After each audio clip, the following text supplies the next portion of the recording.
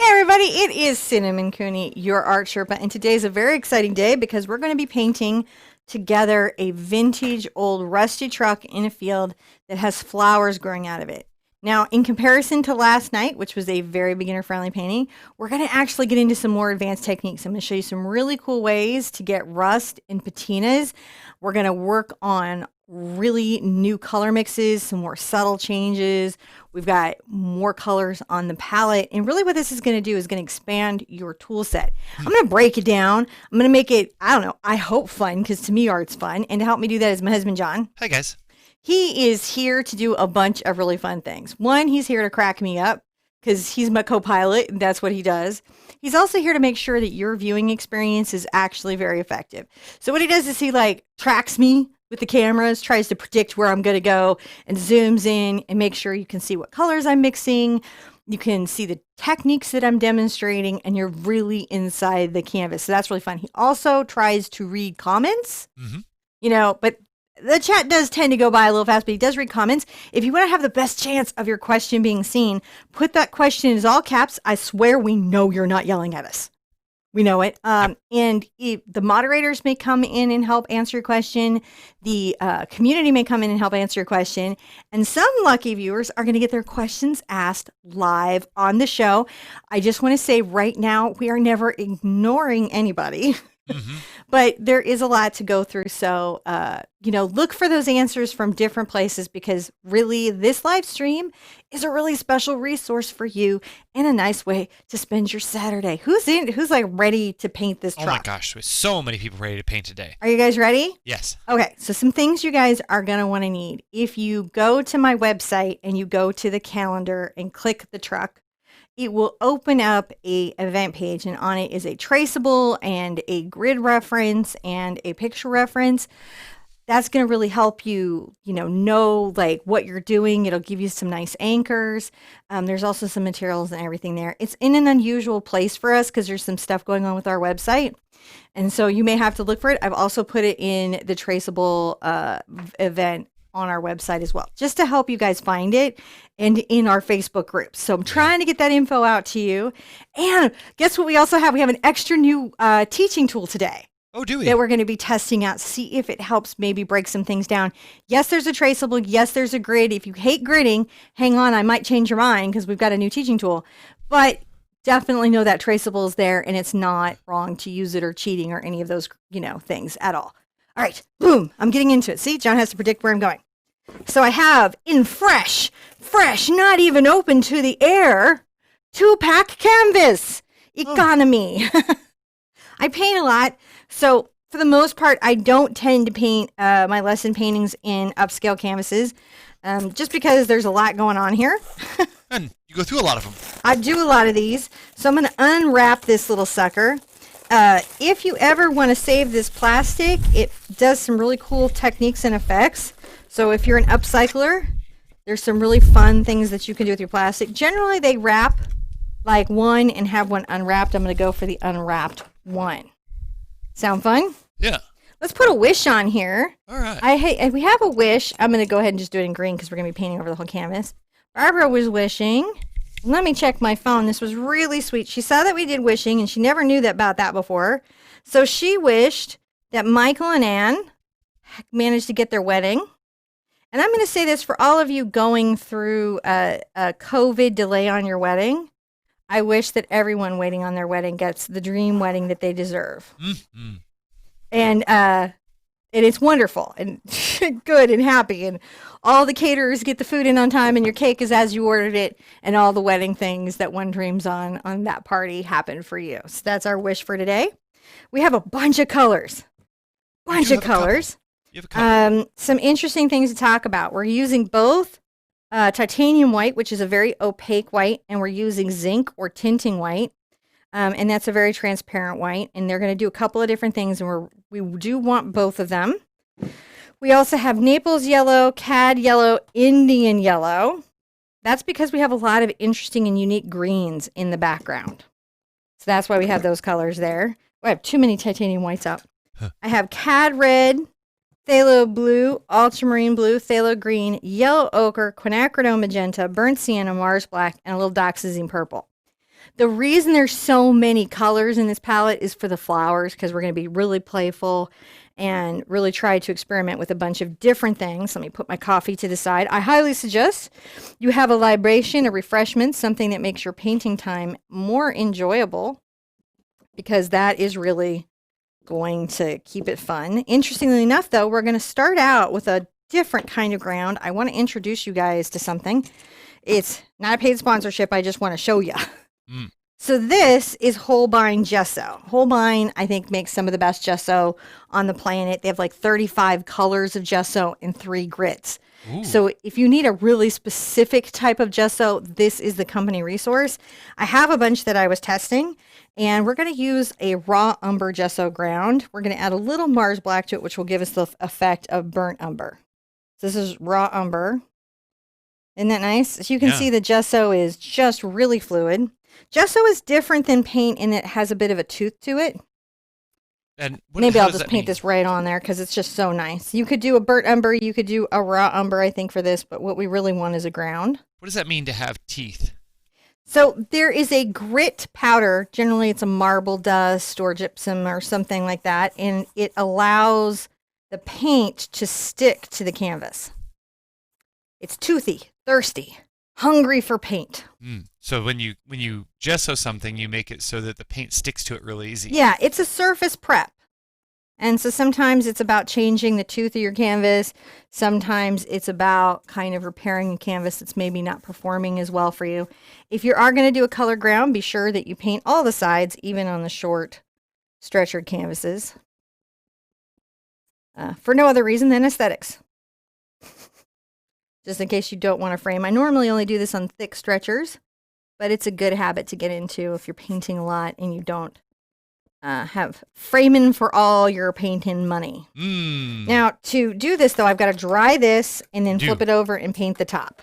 So while I'm doing that... Now, I'm curious, since before we go, is gesso as subject to heat as paint? Oh, all acrylic products do have some color shift. Okay. We talk about it a lot, and it does crack up some of the paint companies because most of them don't have that much. Some paint companies have a lot of color shift.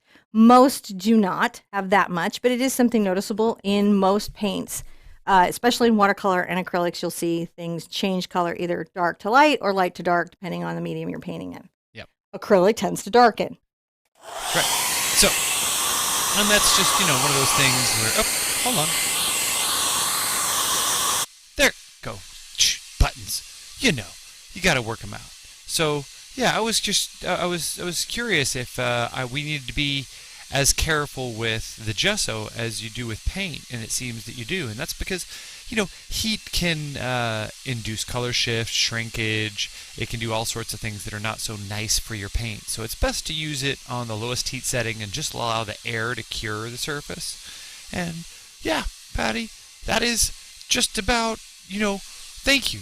I don't even know what to say. Thank you, guys. We really appreciate this. Your support is what makes it possible for us to do this, to make this possible. And without your support, we just couldn't do this. So thank you so much. And yes, you'll hear about heat shift and that stuff because, well, I got to have something to talk about while she's drying the heat. Well, and it's cool because I can kind of show you a color shift, right? You can see it on this one a little bit. I've got to paint the top anyways. Can you see the difference between those two values? Oh, yeah. It's a shade darker, isn't it? On some paints, it's really dramatic. Like, so much so that the painting you have wet is not remotely what you have dry. I put out too much gesso.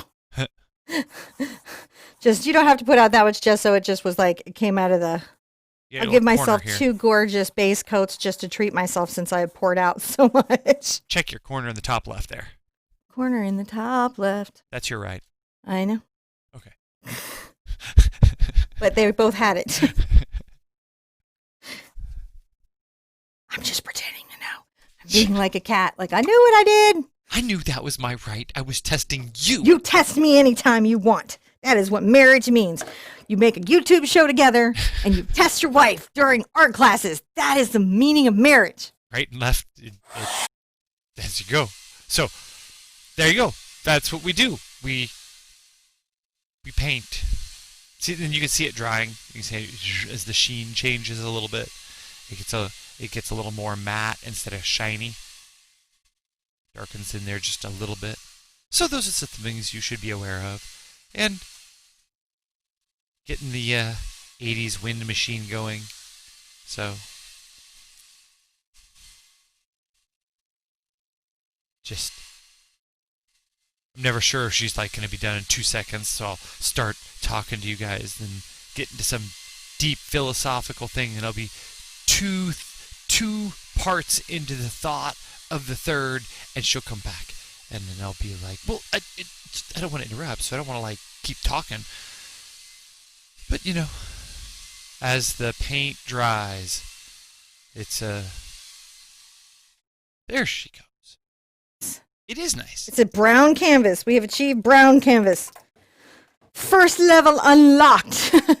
Now, here's your 2 ways that we provide for you to get this on the surface. The first way is you could use a traceable and use transfer method to get that on your canvas. We provide that. That's something you just download off the website for free.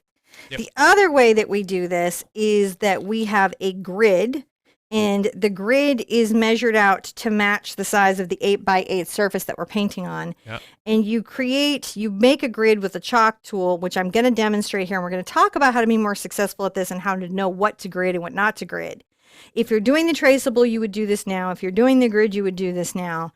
If you could also do projection. There's a lot of different ways to get your image on the canvas. These are just the 2 that we're demonstrating. Remember that in art, there is always another way to get it done. Now, do you want to look with the when you're doing this little resource here you got? I'm going to put in the grid, and then let's do the video when right before I start to draw it in. We'll talk about, because this process, right? Because you could go to griddingtool.com and put a grid over any photograph. This will let you take your trip photos and put them on your canvas, even if you're not somebody who draws. Both methods will do that, but this is a really nice one to learn if you can. So what I'm going to do is I'm going to take my ruler. This is a T-square ruler, and it helps me draw straight lines. And I'm going to make a mark every inch.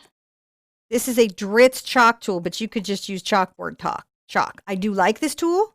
It is a tool that I enjoy, but it is not necessary to do the technique.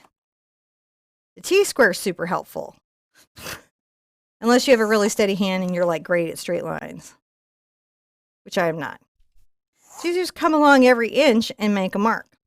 We do this all acrylic. Oh, there we go. Look, my finger bumped it.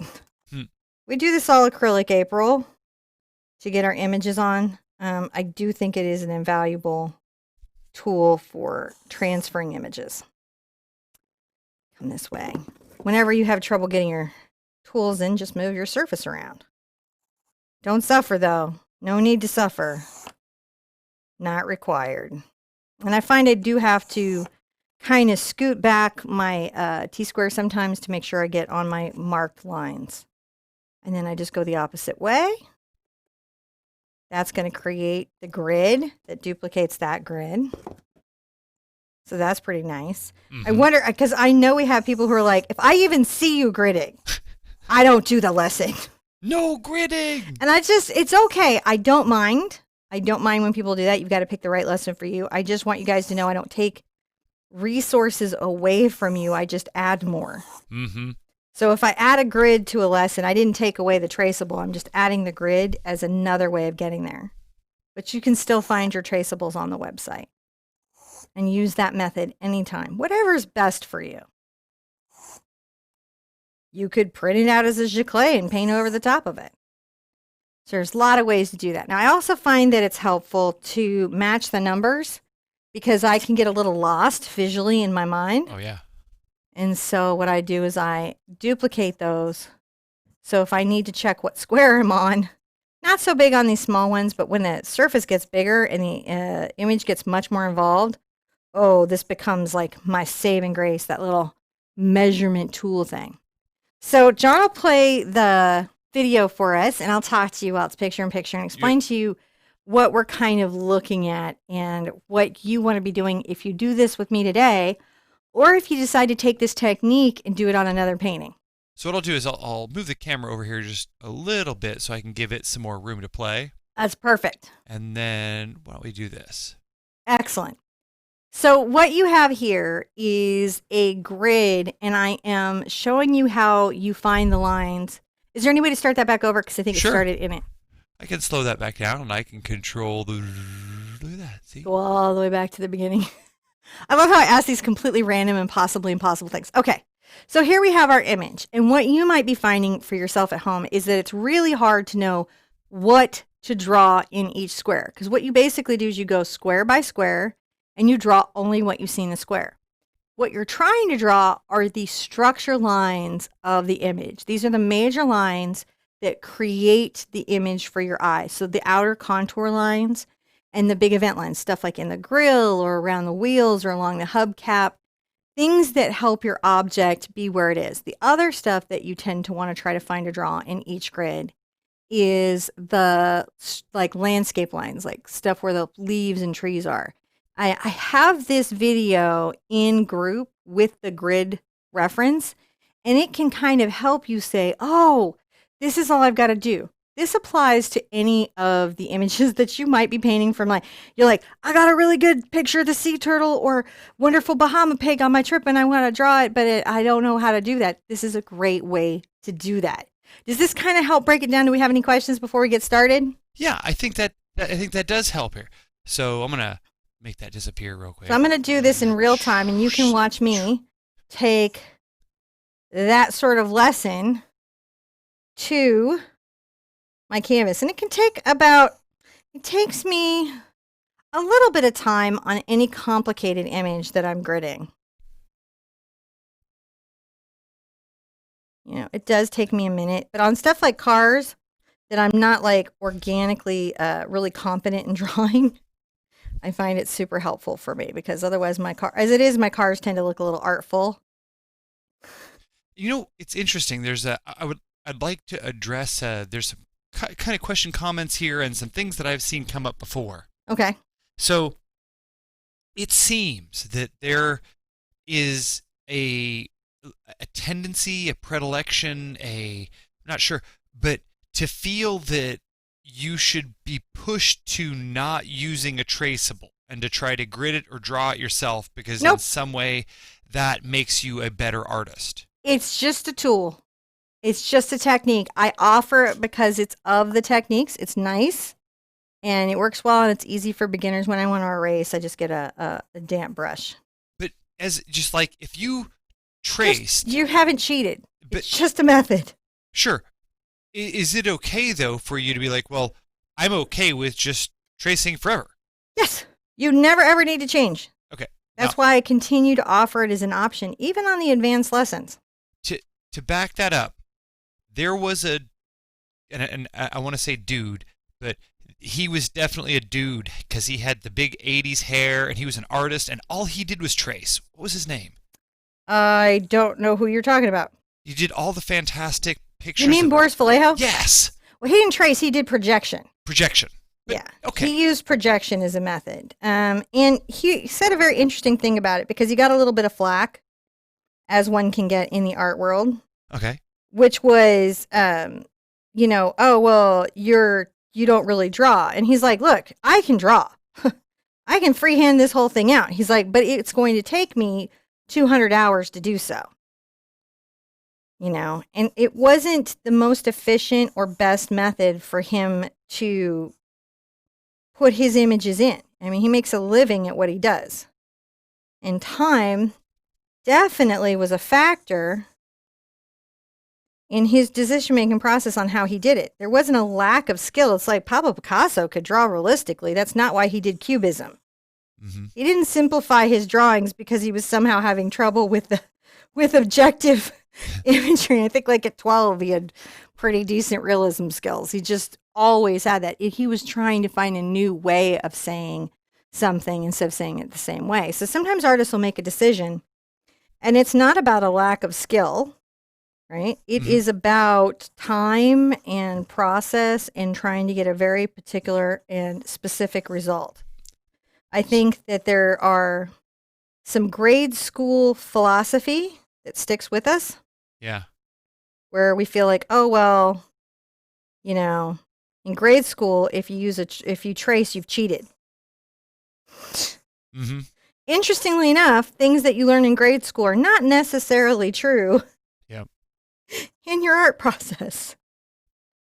So I'm just getting those major lines. So you can see how I'm pretty much exactly doing what you saw happening on the speed paint. I do see. And that's all that's happening there is I need to do this. If I don't do this, I get lost. It is not happening for me without help. Cars are a subject for which I really have to work hard. Yeah. I have artists that I follow that are very good at cars, organically the way I am at horses. Like horse, I don't almost need to even look at a reference. Dude, that's Yeah. Chuck Foose. Well, yes, Chuck Foose, but also Billy the Artist. He could Chuck just like, do you like, what kind of car you want me to drive? Just boom. And Chuck, other Chuck Carson, he can just draw cars the same way. Chuck Carson, absolutely. And also any Archie comics that you might be interested in. Oh, that's true. He does all the Hanna-Barbera characters, all the Archie characters. He's gotten quite. He has done a lot with his character work, I should say. Pretty good. So I just realized I didn't take that line out far enough. So this is going to be a slightly longer class. We'll definitely have an intermission. I promise you. You know, this is the kind of class usually you pay for. We like to go rogue and give them away. We do seem to like to go rogue and give away the stuff. I don't mind that though. I actually think it's a good idea. I think art supplies are expensive enough, and I'm trying to help everybody get painting. So we do try to make sure that we've got that going on. I would never catch where that wonderful little headlamp is. I would be on it forever. All our patrons that make it possible for us to do this. So thank you guys. So grateful to the patrons that do make this possible. I consider them like my support team in getting this stuff to you guys. Mm-hmm. So in some ways, they're your patrons too. It's true. They're patroning all of us to make this possible. Yeah. So just, if I look at a line and I'm like, wow, that's super off. Now, the thing about when you sketch in, right, and you'll figure this out when you're drawing, is that you got to paint it in anyways. So there's no getting out of the fact that you're going to be painting it in. That's happening. You are painting this little sucker in.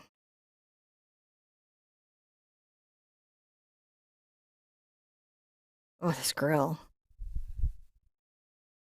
The grill, John? Mm-hmm. I'm like gritting my teeth on the grill. That's, I don't know why I keep doing cars. I think it's important when you do art to keep yourself out of your comfort zones. Sometimes and kind of like be like, all right, I could do horses all day and build an entire career on that, right? Yep. But I don't really grow as an artist if I just do that. And I do like to grow as an artist. I feel like I've got some major, and then there's bush. Flowers. We have some little trees back here, and then we have this here. So, and we do see kind of the license plate is right here, and we kind of see a tire implied here. But it'll be very dark and in there. So there's a bunch. That's us getting our wonderful grid in. I'm going to switch to my reference. It is tough to paint what you can't see. It's true. Super tough. Not easy. Not in any way. And I'm going to do some interesting things here because I really want to enjoy this rusted technique. I really want it to feel like what I'm seeing here. So I'm going to have some fun with that. If I can. And I sip my coffee. How are we doing? Shall we bubble? Good. We should Let's definitely bubble break, and maybe I'll take a picture of this step. Take a picture. Bubbles.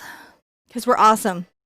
Yes. So Abigail was saying this drawing is really taking shape, and it does. It does. It gets in pretty quickly. Sometimes we fast forward through that when we're pre-record it, but it's always good for you guys to see me work it out because you can kind of understand the process a little bit. The process. Yes, true. Also, I like to make John sit in his chair as long as possible. So I can have all day sitting here in my little chair. In your little chair, sir. In your little chair. So let's put out some of the colors we know we're going to be using. Well, I know I'm going to be using some burnt sienna. Right? That's definitely going to be coming out. Oh, that's a big picture-in-picture. I'll save that. Is it? You're like, it's so big. And I'm going to be using, I'm going to say, just looking at this, definitely a surprising amount of blue. So I'll put out my blues right now. I'm going to show you a new technique and a new medium you haven't been introduced to. I'm going to tell you that everything I'm about to do you can do with water. And Golden just did a study on underbinding. This is phthalo blue. This is ultramarine blue. Yeah, I can tell them apart by eye. But here's what. I'll write a P and a U, so when you guys are looking on the video, that would be helpful. This is my phthalo blue, and this is my ultramarine blue. There you go. I was going to say, those are going to be obscure marks in a moment that everyone's going to say, what are the marks on there for? So there's those. That's my phthalo and my ultramarine. Those are good colors to have out. I'm going to also put out, interestingly enough, my CAD red medium. And I'll go ahead and hit with my CAD yellow because I'm going to need some bright orange. Yellow ochre. So many yellows in this particular piece. But sometimes you'll find some paintings have a lot more colors in a color family. This is my Indian yellow. And you can see it's kind of an interesting transparent color between those two. There's a myth about Indian yellow that comes from urine of cows. Does not. I was always enamored by that one. I know. I really liked it, but it turns out it's probably not true. Could have been true. Certainly, paint colors do often involve urine more than you think, or at least historic paint colors, the way they used to make paint. Lots of urine. Lots of urine in the paint making process. Gotta get that ammonia. You do. And there were like all these myths about like who had more ammonia, like redheaded urine was like better than brunette urine. How would you explain to somebody that you're going to be collecting their urine today? Huh. Well, there's a, And just so you guys can tell those apart, I'm going to also say this, so you know, is zinc. And this one is titanium. Is that just butcher paper that you've got cut into shape? What I have here is the New Wave artist palette. Oh. I'm putting out some Mars Black, and we'll go over the colors again just real quick. So this is the New Wave artist palette. This is the one for standing up and painting, like the way most oil painters do. But I ran out of my square ones, and so now it is what I am using. I'm going to take this cup, and I'm going to fill it with this product. This is Airbrush Medium. Airbrush Medium lets you do really fluid washy effects and not have to wait for the binding to set. You can do these effects with water. We used to think you couldn't, but Golden just did a big study about how much water can you use, and they found you could do lots more washes than I thought. You just might have to wait a little longer for it to cure for the binding. However, since we're live and we don't have forever to wait, I'm going to use this Airbrush Medium as a way to thin my paint instead of water so that I can do these really cool rust effects and drips. Okay. I'm going to start, I guess I've got this, I'll start with this. This is a number 6 Filbert. So I'm going to go ahead and give that a go. And let's say that I've got a little bit of my yellow ochre, and let's get some of our gesso color. That's a fantastic color, all mixed into that.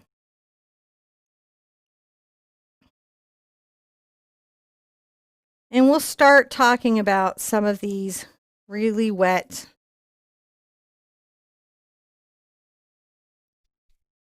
So that what the airbrush medium will do is it'll let me paint these super wet drippy moments where they can kind of have a nice drippy effect, but I won't have to worry about, is it going to bind?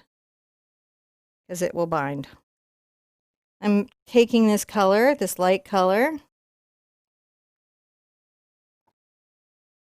to the places where there's kind of that under rust core where it's light. You guys see where the rust is a little bit lighter? Mm-hmm. And it's a very thin coat. All right, let's take these thin coats places. And it's okay if it drips. We want drips. You know, we may have to come back and get more drips going. Sometimes drips are harder to get going than you think. Yeah. So my Indian yellow in there.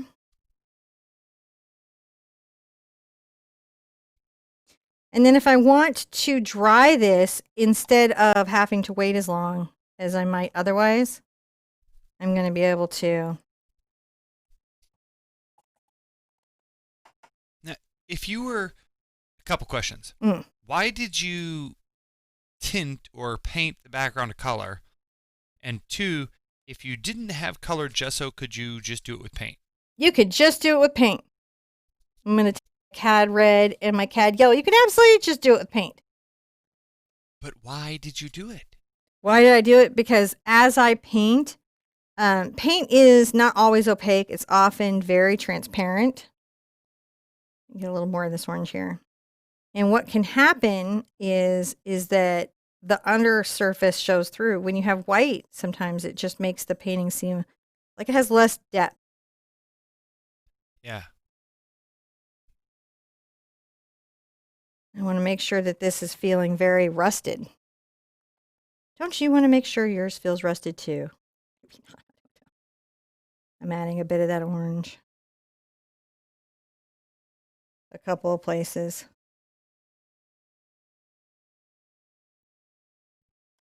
Just coming along the top here. Got to bring that up.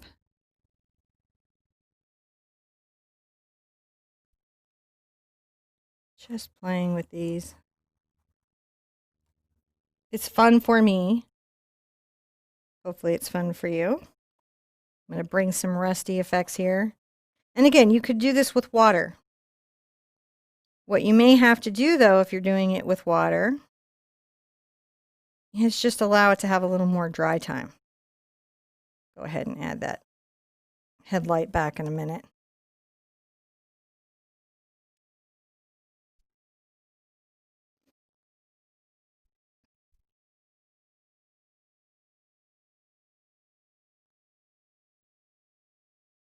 So airbrush medium is normally used to thin paint so you could spray it out of an airbrush. You should never, ever airbrush with real cadmium pigment. Ever, ever, ever, ever.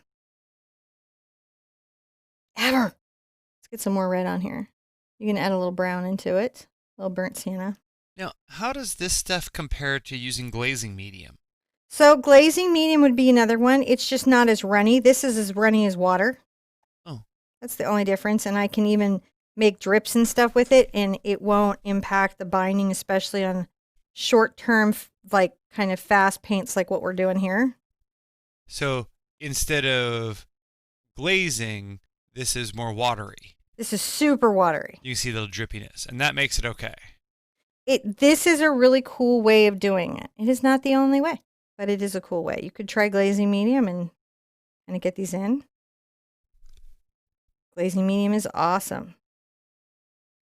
But our Saturday paints, I will introduce you to all kinds of things you didn't even know were out there in the world before. You'll be like, what? And I'll be like, I know. It's just wonderful, isn't it? Pretty amazing. It actually really is.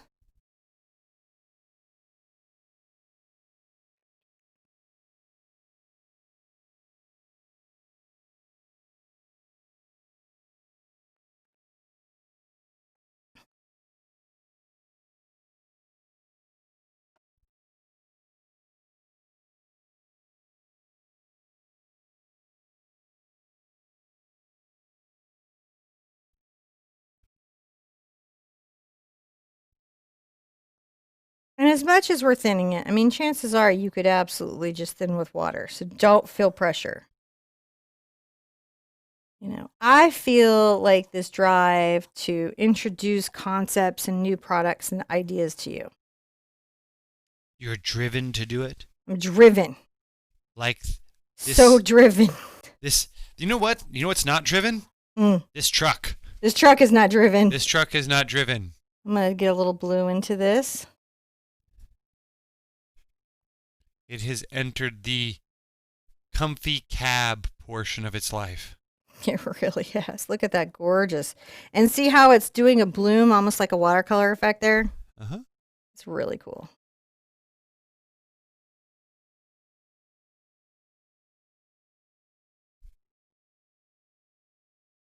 So a lot of times, you know, artists are not going to share their technique of like, oh, I use airbrush medium, or I use an acrylic ground, or, you know, on how they get some of their coolest effects. So I consider it my great joy to share this with y'all, because you can kind of see on that fender how that's going. Now, And you can rinse out always, always, always on your brush and reload. Yes, you're sure. dipping into a container of that stuff, right? Yeah, I'm dipping into a container of that stuff. Here's what I do is I just dip in. I'm not rinsing out or changing the paint colors in this container. I'm just using this as a way to Gotcha. see that there? And that's why that cup isn't getting muddy. That's why my cup is not getting muddy. I'm just trying to get some really cool effects in our wonderful paint space.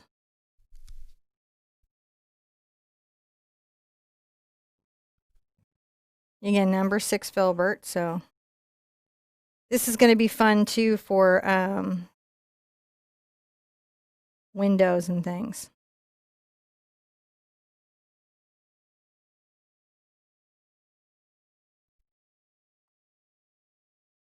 I'm just having a great time, I have to tell you. It's a great time for me.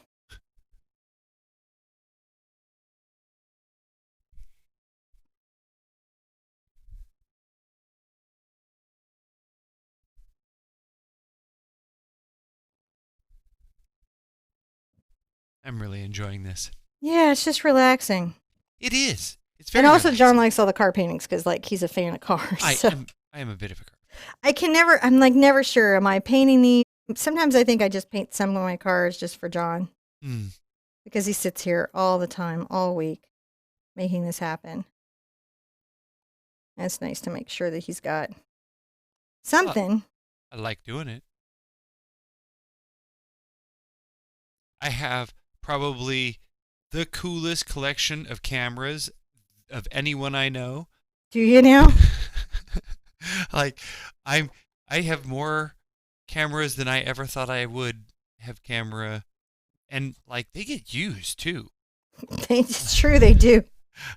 Like I have cameras where I'm like, I don't need this camera. Wait a minute, I'm going to put it in use. Like, every camera that comes to be free gets put back into roll.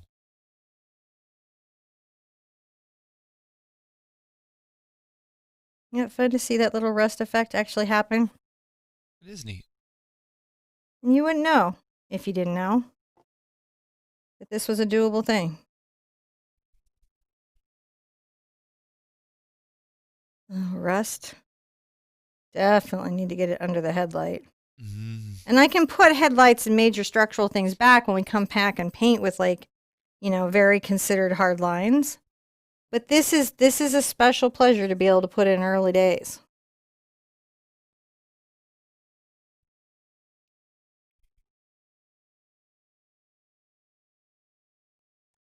Special pleasure.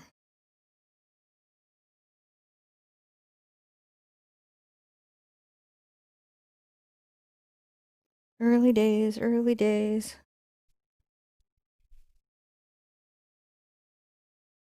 You know, and then you can do stuff like the way that it might curve over the front of the hood here.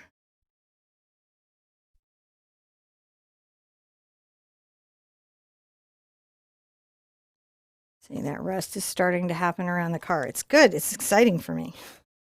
I'm so excited.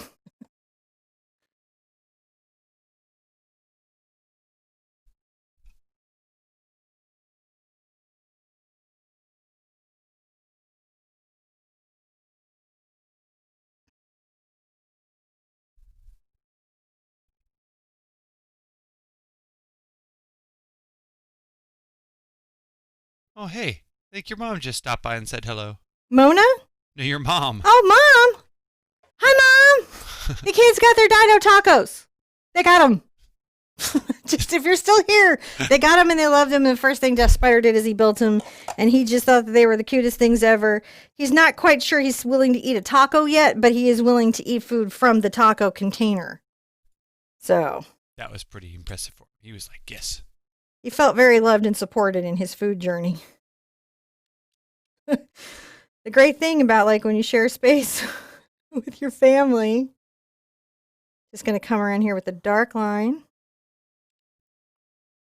And again, this early stuff, this is like an early layment that we get to do.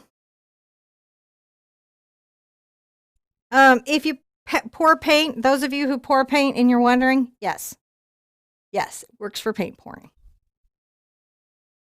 In fact, a shocking number of paint pouring places don't use airbrush medium.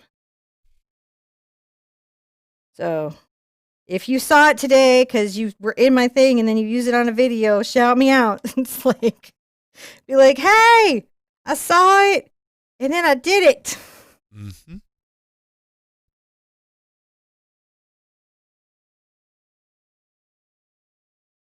Because I will be excited to see that, you know, that moved on and got some love and traction. All right, so you can see we're doing pretty good there. Look at that wonderful drippy rusty truck thing that we have going on.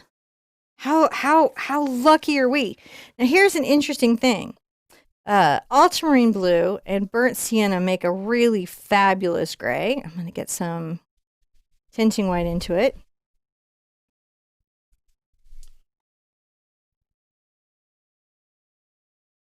Might need some titanium white for enough structure. It's just a really lovely gray.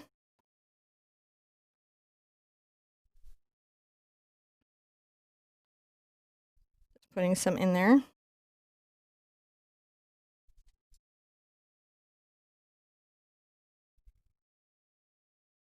Sometimes it's nice to touch up the wonderful flowy drippy effect that you have going.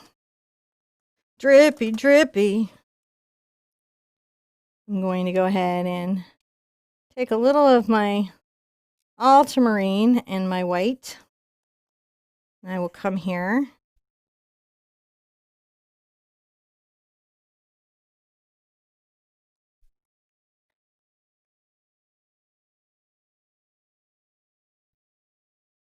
Paint that in real fast. I'm going to simplify over here and paint that in.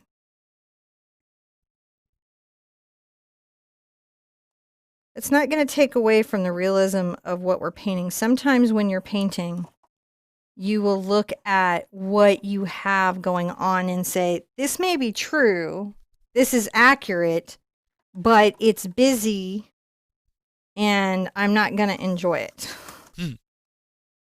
So rinse out there. So did Mom hear that the kids got the tacos? I have not seen. I think she just jumped in, said hello, and left. Jumped out. Okay.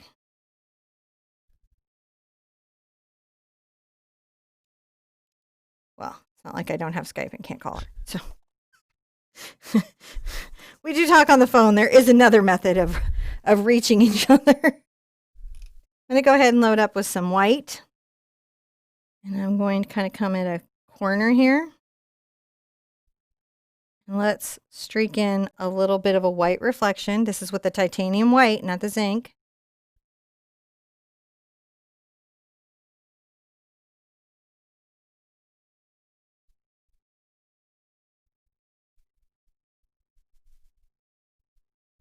And then I'm also going to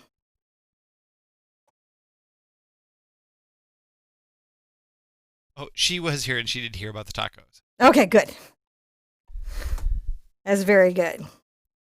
So we're just creating kind of like that effect, like if a window was dirty and had seen some rain, right? Yeah.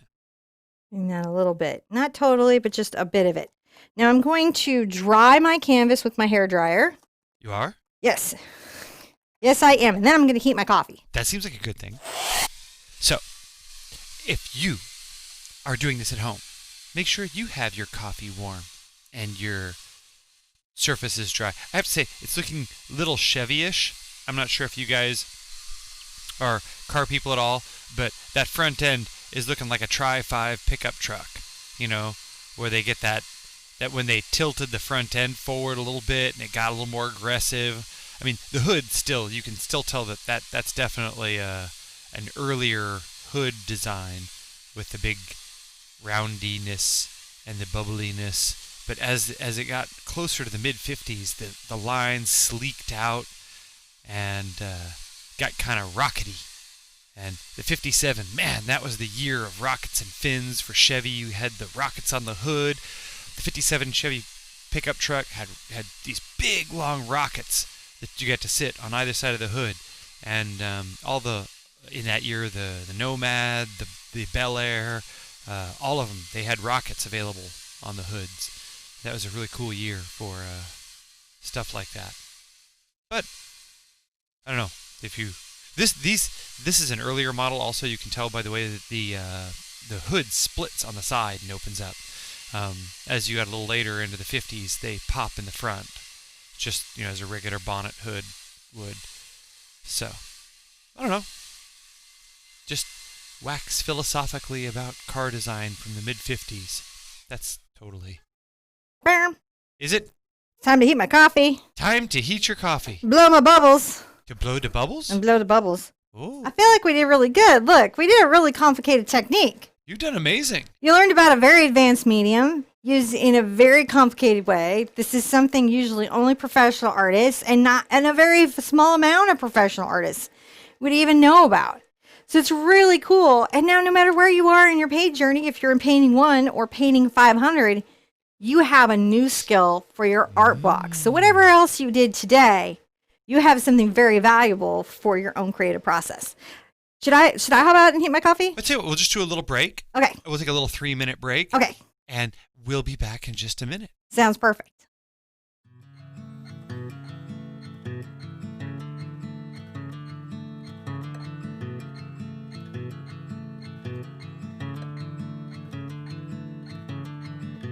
White sand, blue bay,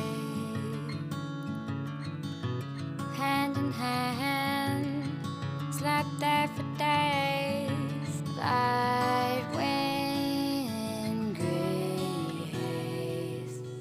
Eye to eye, we parted ways. Meet me under the ocean. Save me from surface rejection. Tell me you crave my affection.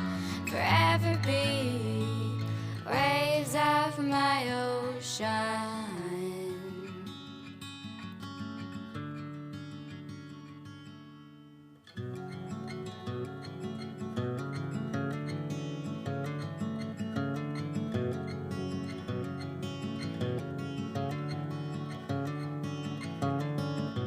Soft-stepped hard shells,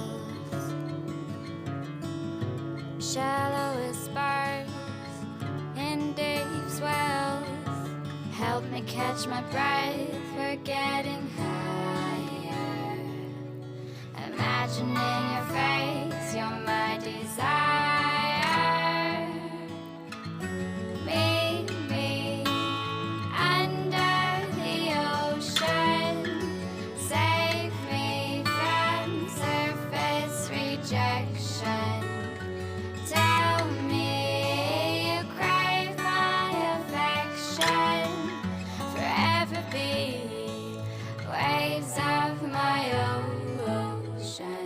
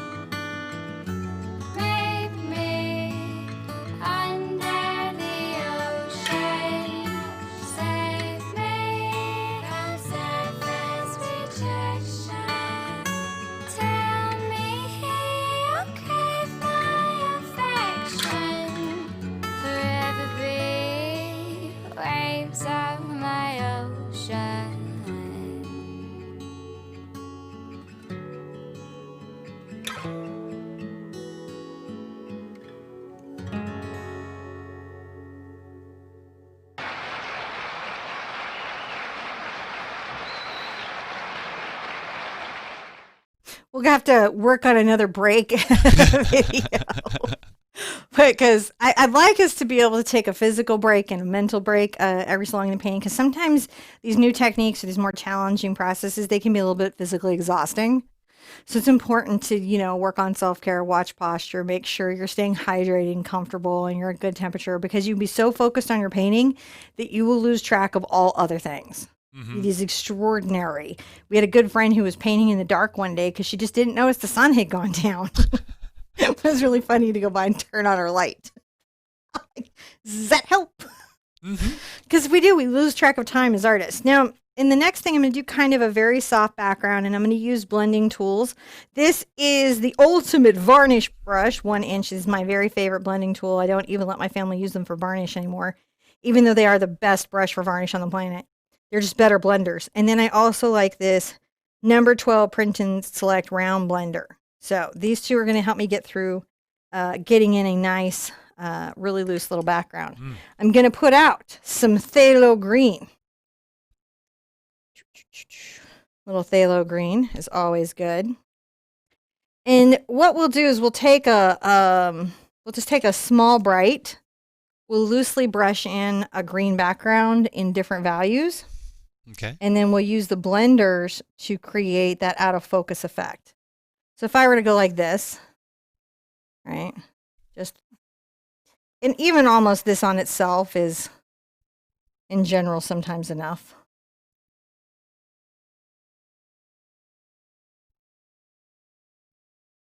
I'll add that back.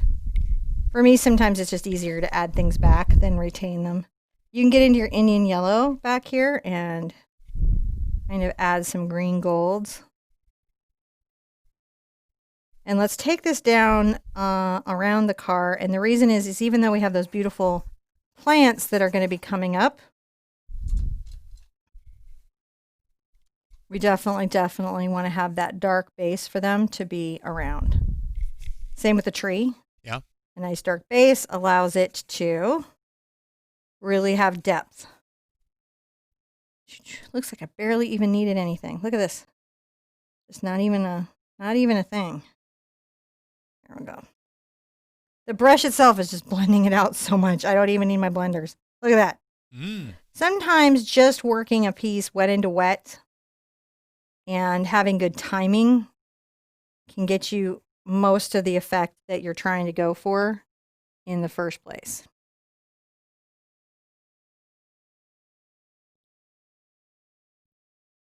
It is nice to have a bit of a... I don't think I need any extra blending. Look at that. Yeah. It just did its thing. So I'm going to rinse out. And I'm going to come in with a little bit of... This is a number 20 short-handled Ruby Satin Bright. And the nice thing about short handles is if you're sitting at a table, taking black and brown, and I'm going to paint the inside. I need even darker, even more black. Of this sort of... what is this? The hood. I'm going to paint the inside of the hood. Coming along here. Because it's quite dark on the inside. It does have a bright brown edge, but you want the dark here. There we go.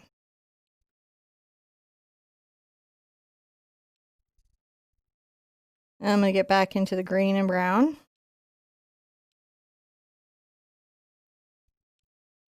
And where I know I'm going to have plants, I'm going to use that as the base, because that will give them something to look like they're coming up out of. Let's make sure that this isn't, a round or obvious line. We're making it kind of like irregular and ready to take those plants.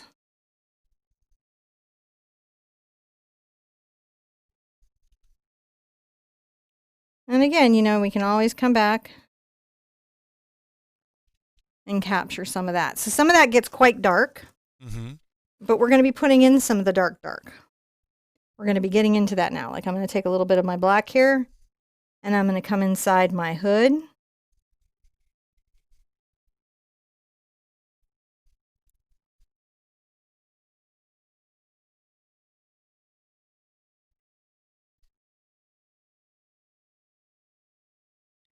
I'm going to come inside my wheel well, not yet on the tire.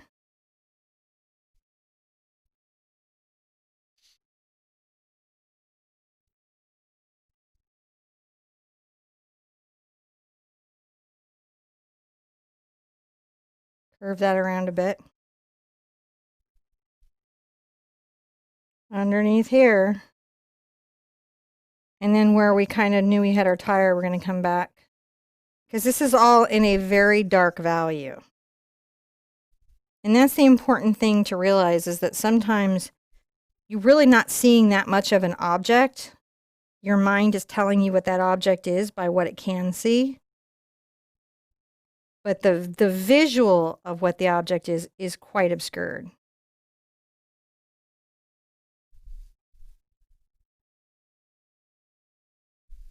I'm just bringing this across here. Because, you know, we're going to have grass and things.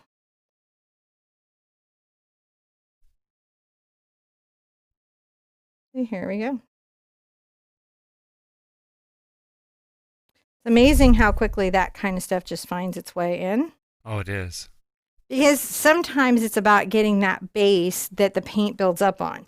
And again, I really enjoy the Holbein gesso and what it does. And while it is not necessary, I'm going to take a little bit of my phthalo blue and my black together. Kind of makes almost a Payne's gray. And I'm going to get into my zinc there. I'm going to come along my tire.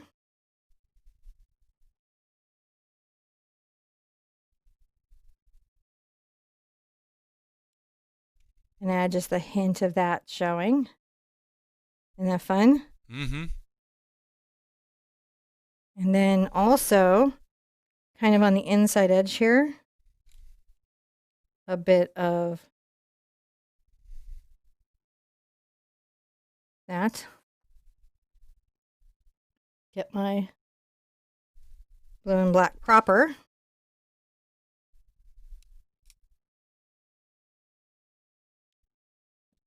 Create that undervalue of the shadow along that tire. With blue and black. Phthalo blue and Moorish black.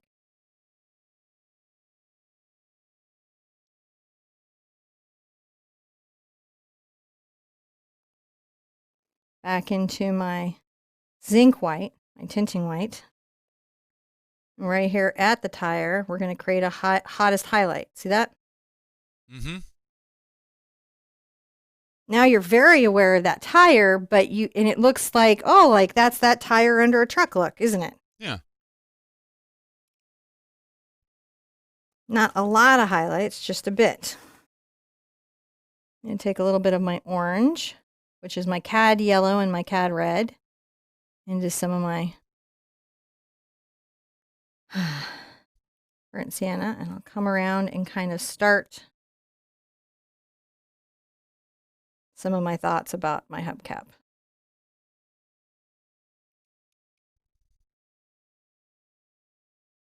Just some of the thoughts. Yeah. It's quite brighter than it will be.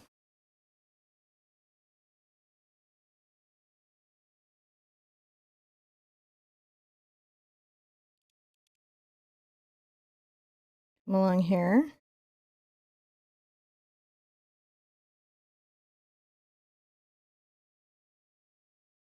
On the corner of my brush, wherever I just need to.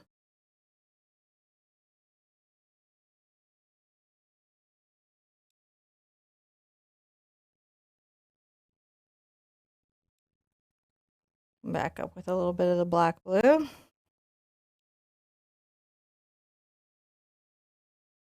Because a lot of what this is about is that it is not visible. And again, we'll have grass and things coming around that. So it's about what you're showing and how you're showing it. Now I think I can get the next part, which is going to be a little bit of my Indian yellow and some of my burnt sienna and a little of my tinting.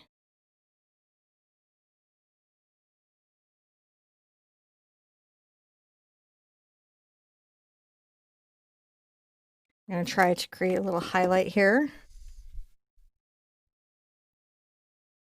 in the hubcap.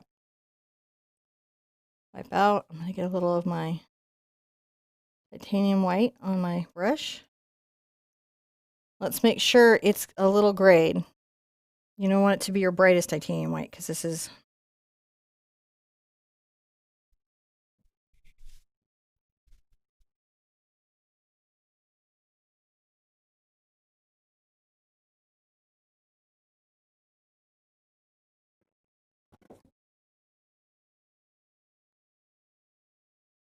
It's a little too much there. I'll have to knock that back.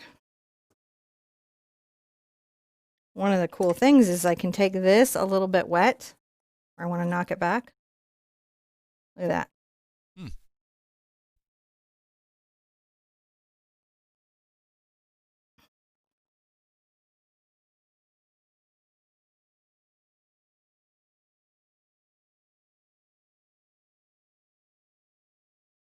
And kind of dust it so that it's not as bright, not as showing. All right. Now behind our wonderful, wonderful truck here, we've got a tree. Mm-hmm. So I'm going to take another bright. This is a number 6 bright. I'm going to go ahead and grab, I think I'll put a little brown into it, but it's essentially black.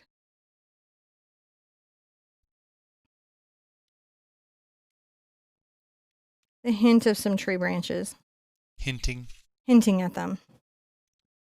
And I'm going to take a little bit of my yellow here, my Indian yellow, and even my phthalo blue. We're going to start making some. We need brighter than that. Sometimes your brush is dirty. Also, sometimes your print is shiny. These things all contribute. But we do want a green that is just a little more yellowed. There we go. In these ranges. And we're going to start to looking at how the tree is, right? Let's start to talk about the structure. You know, paying attention to, you know, maybe some of the leaf textures. These are light at first. We'll make brighter ones. We'll build them up.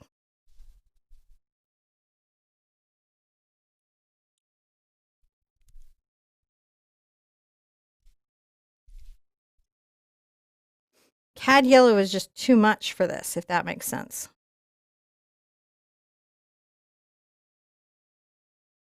We can use it for pops of leaf, but we don't want to use it for all the leaves. And we do want to build up a sense of texture and form by making short leaf implying strokes. Little out of focus, you know, a little bit.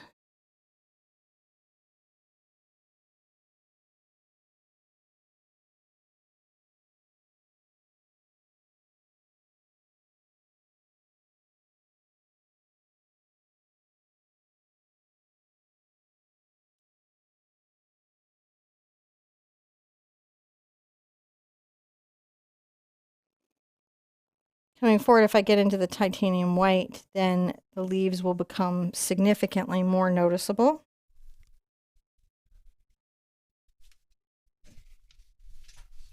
You can see that there? Yeah. And that's rather nice.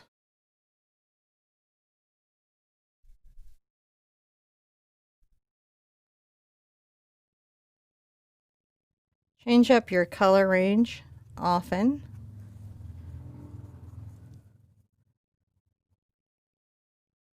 You want to keep it bright.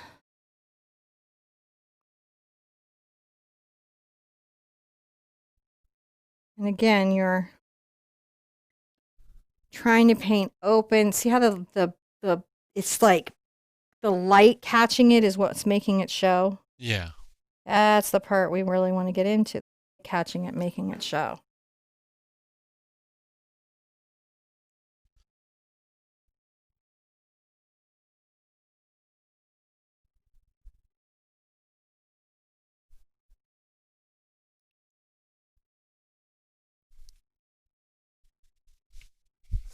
on everything that you do.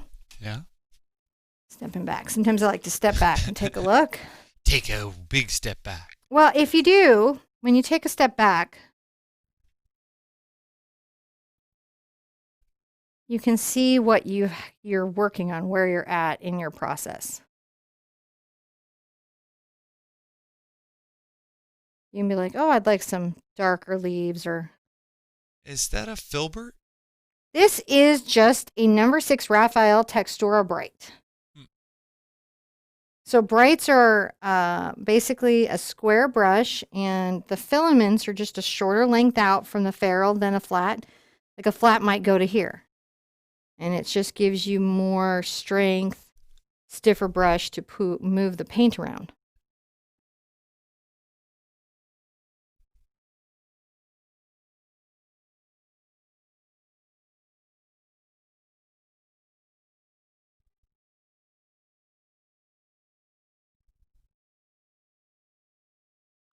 Gosh, that's nice to do. Let's look at that. Oh, so pretty. I'm going to wipe out. I'm going to wipe out. Again, zinc. The reason we use zinc is it lightens the paint without changing the color of the paint. Without getting too impactful on the hue.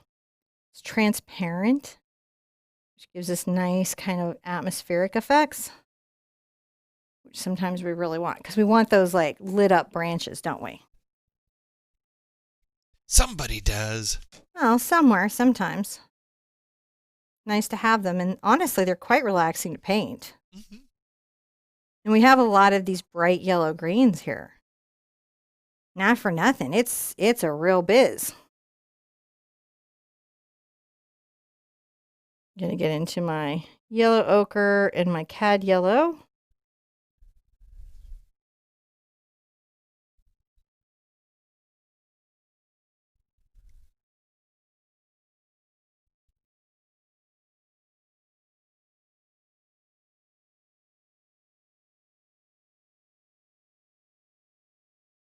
And start to paint the little grass back here.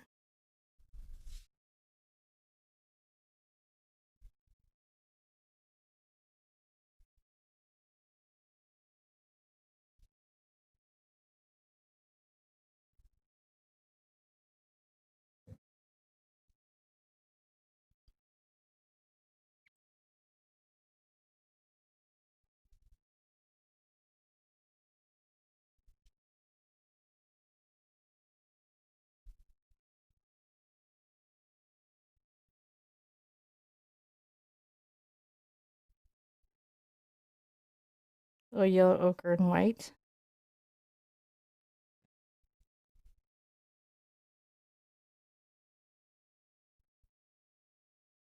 Just playing with those values against each other. Down here, they come around. I'm more inclined to kind of dry brush, and grass can, it's an interesting beast because it does have almost like a very lined, rough, dry brushy feel to it.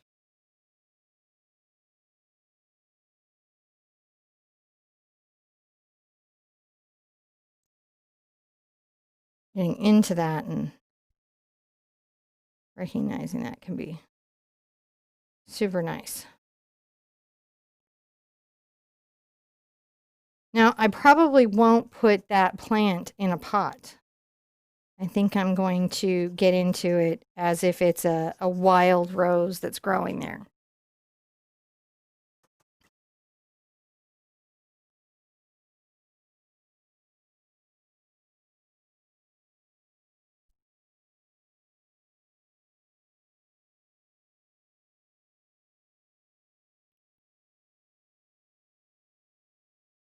I want a bit of these upward spikes to be quite yellow.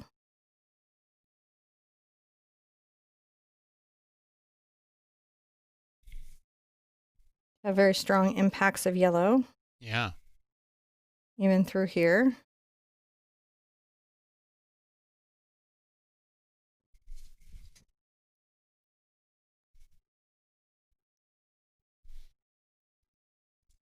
they're also quite light. So that's the other thing that I've got to do is get the value. So it's not just the hue, which is the color, but it's the value. Hmm. And it's the texture. It's the feel of the implied brushstroke that we're trying to capture.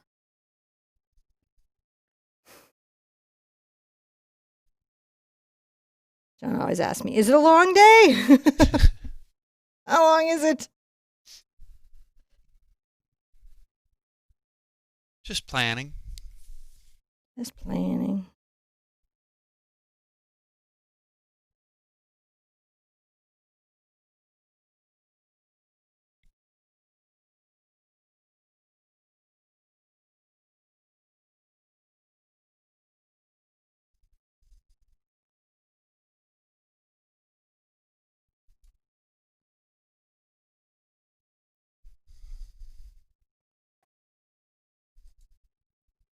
So we're getting there. Very much so.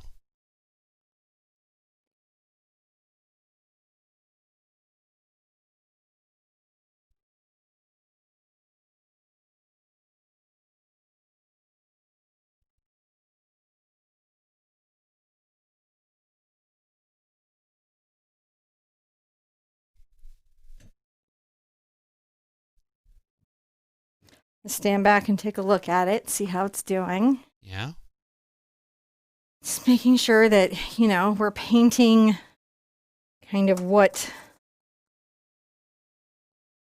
we've got going on. Now, we've got to paint the rest of the vehicle in because the other parts of the plants will go over the top of it and they're growing literally out of it. So those things kind of need to get done. I'm going to also add a number 4 round into my kit. Seems like a good thing to do. Just to give myself some control around the turns and along the edges. So like I'll take a little bit of my burnt sienna and my cad red and yellow.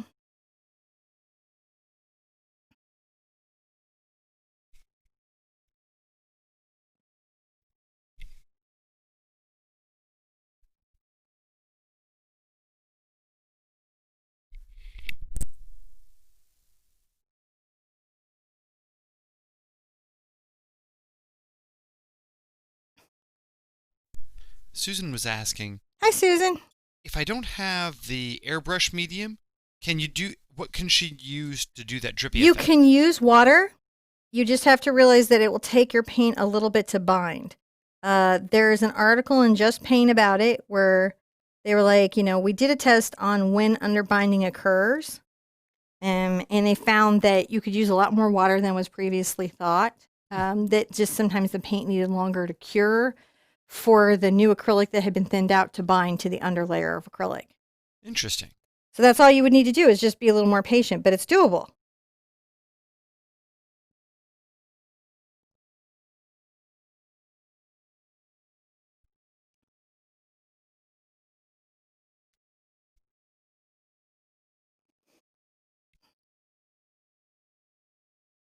Taking a little zinc and coming down here.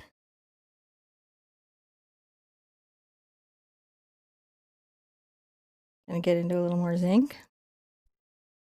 Come along the top here.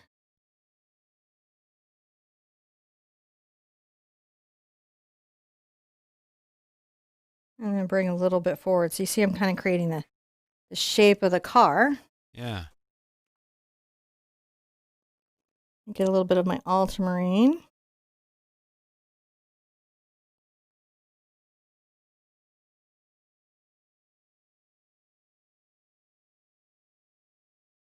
And my zinc.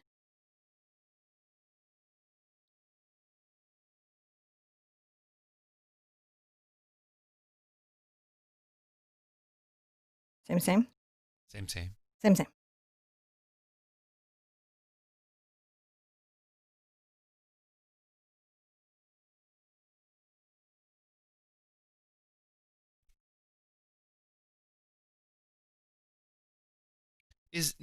How is this different from like Flow-Troll? Oh, goodness. Flow-Troll is a product made for your house. For house paint. It is completely different than Floetrol. One, you should never put Floetrol in an airbrush. No idea what it would do to your lungs. Aerosoling that would be bad. Could be. You definitely have to call the company before you did it. This is much thinner than Floetrol. And it's a product made to keep your pigment bound in the polymer matrix while allowing you to have a watery effect. I understand Floetrol is something that people do to do some cost savings on paint pouring. If you tested the two against each other, I think you find they were very different types of products. And I also find, just in my experience, that it feels to me like the Deco pouring medium is almost cost effective against the Floetrol. Mm-hmm. Yeah, I don't think you're saving as much money as you think you probably are going to save. Yeah, in the long run. I'm concerned it's not as good of a cost savings as. I mean, I am a DIYer to the max. Yeah. And oftentimes I find just buying the right tool for the job saves me more money than trying to DIY the solution. It does sometimes have that. And it's in hidden costs, like it really is mastering the new product assembly process. Like, I've never used Floetrol, so it probably is going to have a learning curve, and I don't know how much. So well, I think what it is with Floetrol is that the studies, the safety studies for the safety sheet, because I've read it several times. Mm-hmm. Because I always look at the safety sheets before I try any experimental product that was not intended for paint. I look at its safety sheets. Those are usually published in public, and you can find them. And the safety sheets are only looking at what the intended use is. Well, it was never intended to be in a closed room studio every day. Mm-hmm. So there's been no studies on that. We have no idea about the VOCs. We have no idea about the long-term effects. We have no idea about any of it. We just know it's probably safe to paint outdoors on your house to extend your house paint and help it self-level, which, by the way, just use, if you want to do that, just do glazing liquid or a GAC 100 or any self-leveling compound will do the same thing in your paint. Yeah. So, and have been tested in a closed studio where you don't have ventilation, you don't have a nosh mask on. And that's my big thing is that I think it's important to be innovative as artists. I do agree with that inclination. I'm taking this blue and kind of like creating that effect that you see on the rust here. But it's important to know that in that innovation, we can't forget what safety we should be paying attention to. All right, studio safety still applies. Be innovative, experiment, have fun, but remember that you still got to look up those safety sheets. Yeah. And just because somebody says it on YouTube doesn't mean they looked it up. I can't tell you how few artists I know ever look up a safety sheet. Generally, that's one of the things that I guess they do get you to think about a little more in art school, is that you could totally kill yourself with this stuff, so be careful. I think is a little more, I'm grabbing my phthalo blue because it's a little more turquoise. I think it's just something that... Follow the manufacturer's instructions. Oh, gosh, always. But even more than that, if you're going to go off book, make sure that, you are really thinking about things like ventilation and reading those MDS sheets and being super aware. So we can kind of see how that really wonderful, that's a complicated thing. The reason I picked this car, if you're wondering, is because of the blue. Oh. In the rust. It's one that kind of tends to throw artists. Let me grab a little bit of it throws them more than you might think. And so it can be nice to sort of show how that might be done. Yeah. More than you might think.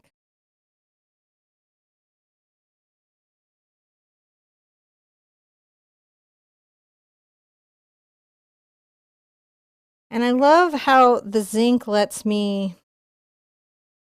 do this sort of top aging, and what's underneath really still shows through.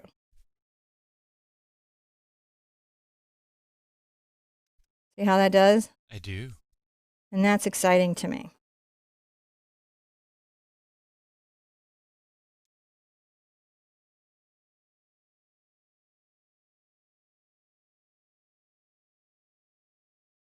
All right, I'm going to take a look at that. You guys should take a look at yours. Stand up, stretch, whatever you got to do. Yeah. See how that's starting to come together? I like it. A lot of people like the drippiness of the blue over the orange. It's very pretty. Just is surprisingly exciting to the eye. I think so. Surprisingly enjoyable for the eye. I'm going to take a little bit of my phthalo blue and some of my zinc. I got too much phthalo on there. And it takes very little pigment.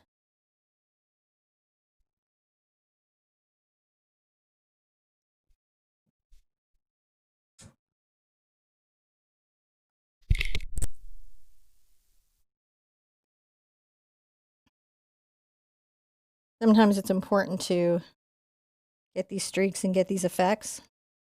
Yeah. Now I'm back into the titanium white.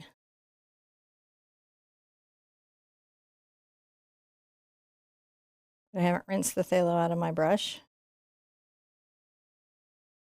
Just trying to make sure that that window has that feel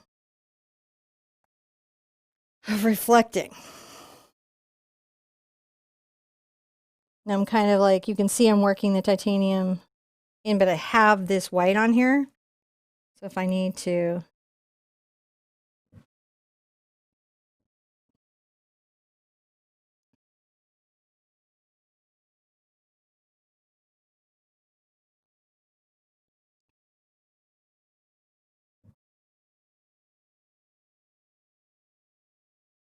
just working along, making sure.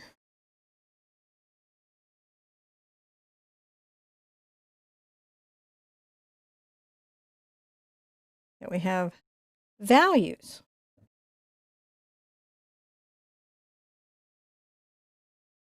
Where we're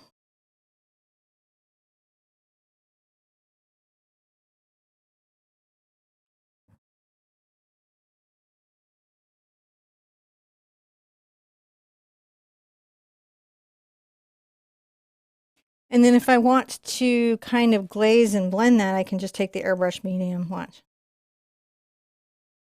I could do water. I could do airbrush medium. Either is fine.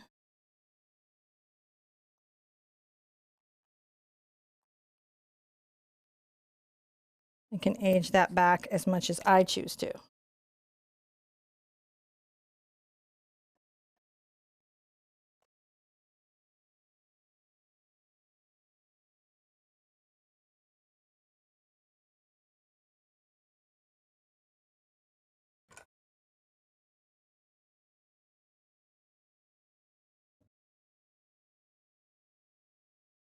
Got a highlight along the top of the bumper.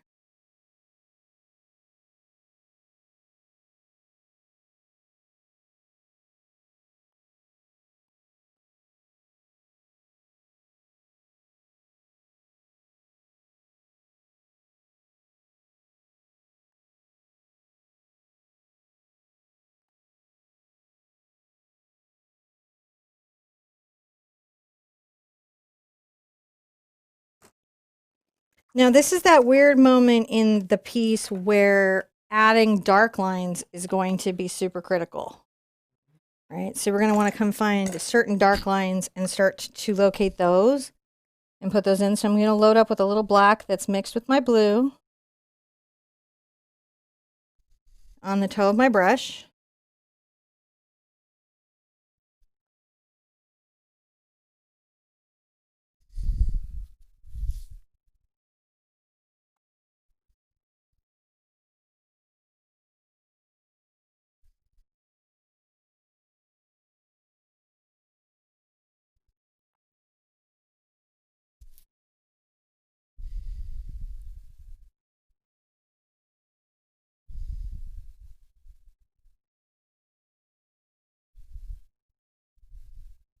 A little bit in common with last night's truck. Mm-hmm.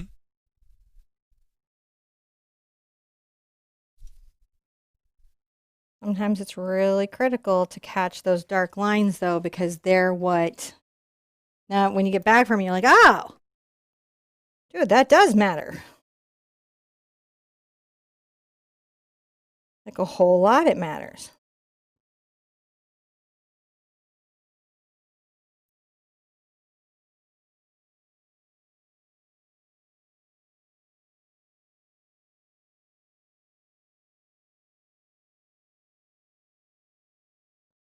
Hmm.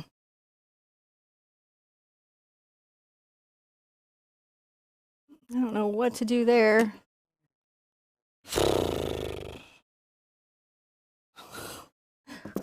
Somebody accidentally dialed a work call in the moderation chat on Facebook.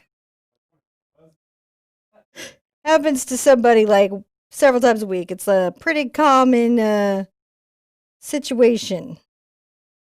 Gonna add that sort of headlight space coming in. When I have the headlight in, I can come here a little bit easier and say, all right, this comes up and goes over. There you go. See?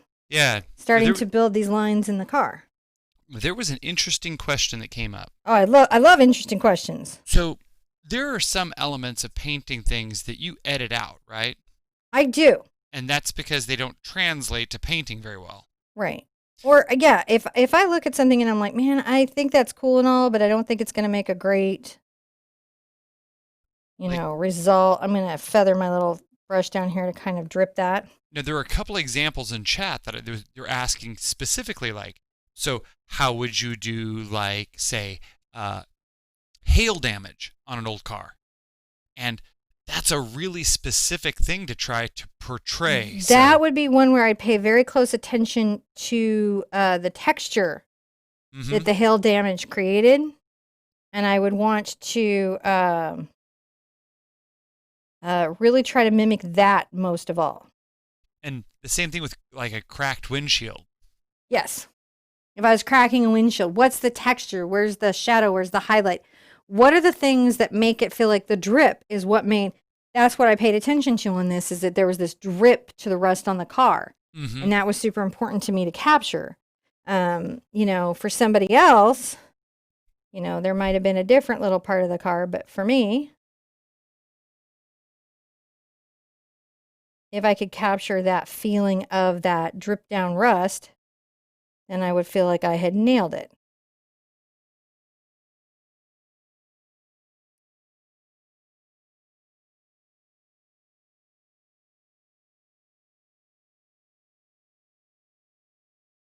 That's what would make it really, really work for me.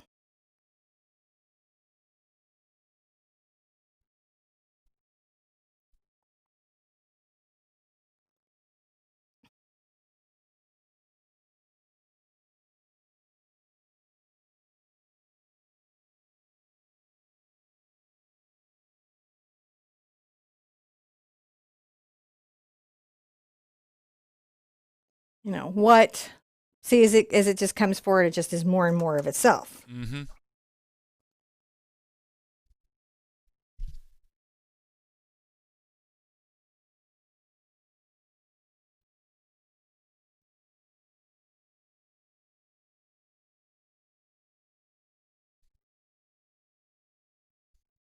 That's a little bit of that blue and white for that little highlight.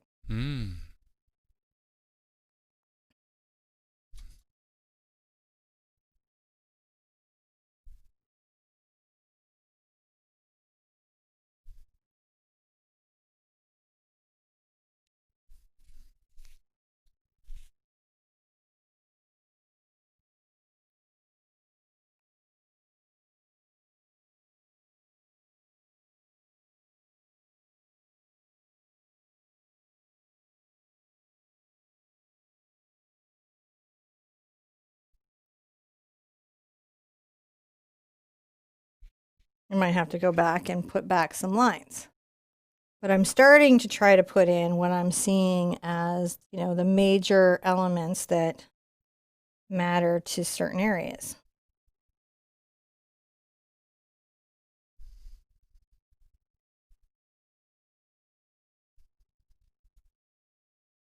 All right, a little bit of blue in there. I'm looking like what reflections do I see? What, you know, what makes this feel like what it is?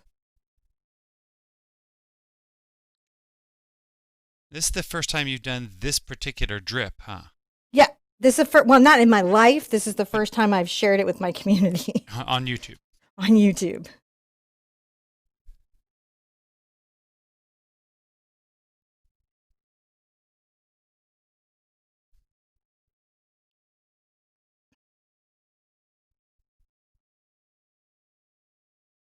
So just trying to create those two, see the two values of the blue against the white, and then I'll come back and with probably a monogram liner, hit some finer lines in there. You know, that might be, you know, critical or important or something that I really want to.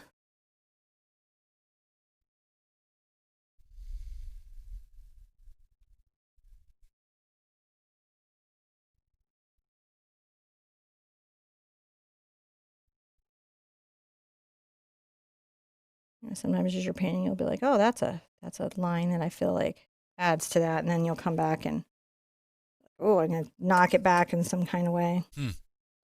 Again, blue and black.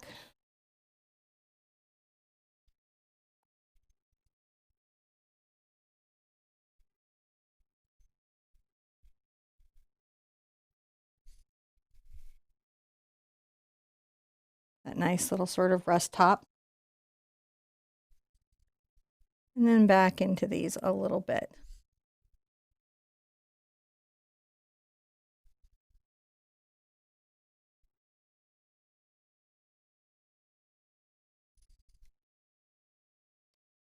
So I've got this front grill to deal with, and the grill is definitely more of a challenge than you might think. Mm-hmm.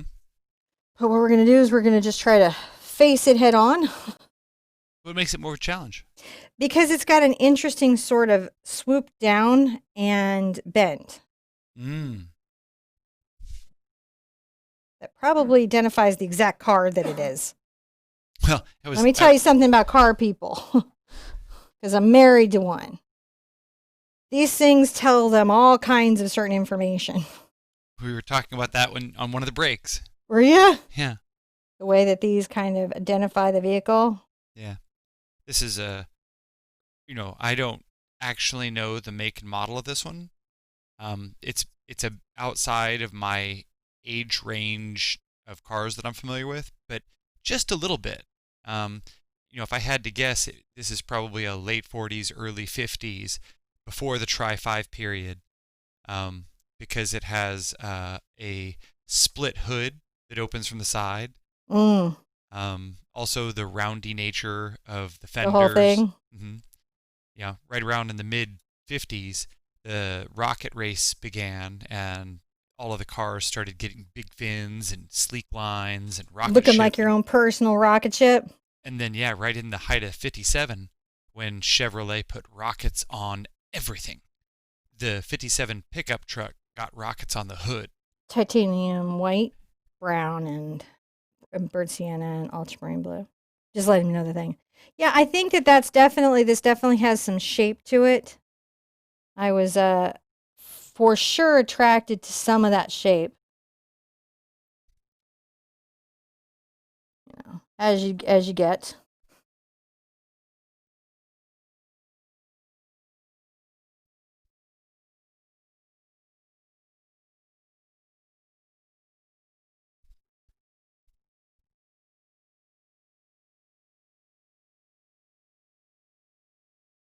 So you definitely want to just come in and make sure that you capture those highlights, those lowlights. I'm going to let that have a dry and do something I really like doing, which is plants. Plants. I really like plants. I'm going to start putting in some kind of basic greenery here. They make me super happy.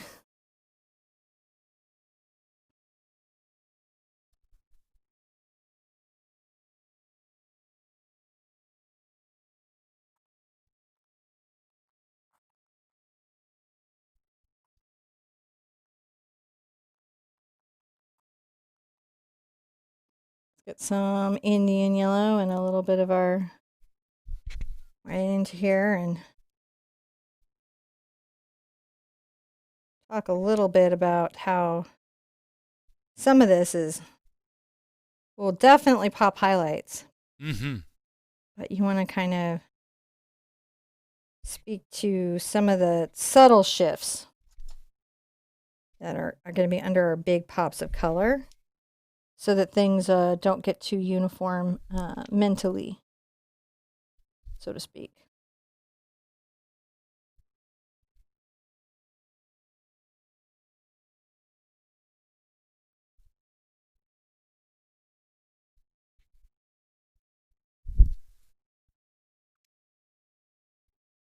Because we'll also have to get really into the shapes of the plants and their different little leaf textures.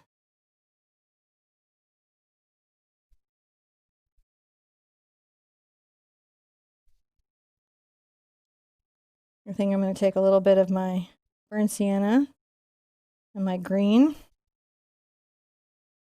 Take a little bit of that color over to my Indian yellow.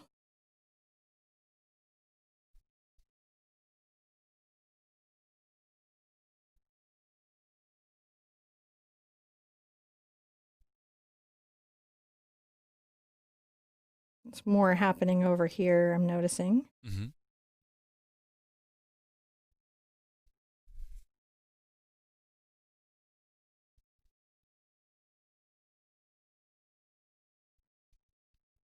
This has got lots of stuff afoot. And again, what we're doing is we're just capturing some highlights, some lowlights of the deep events of what's going on. Now I'm going to take a little of my burnt sienna and green again.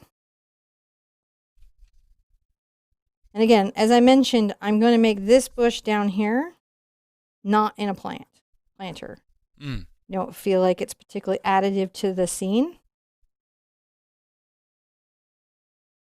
as such, so I'm not going to do that.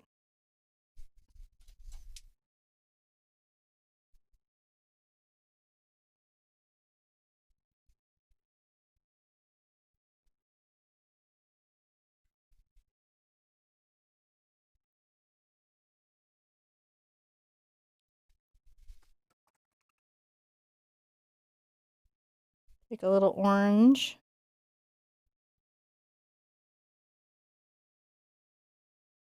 And see if we can't duplicate a little bit of a drip. Where are you doing that? Right here at that front area.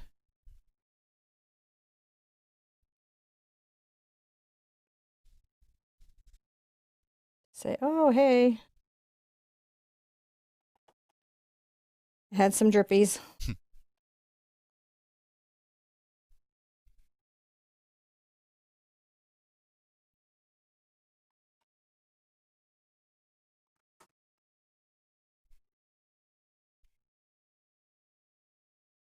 A little bit of the blue in here as well.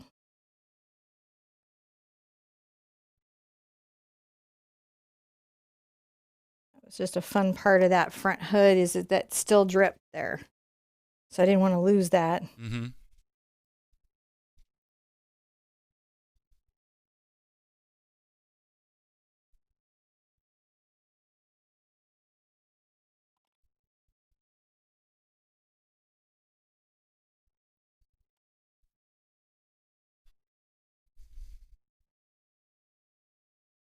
Aging up the bumper a bit.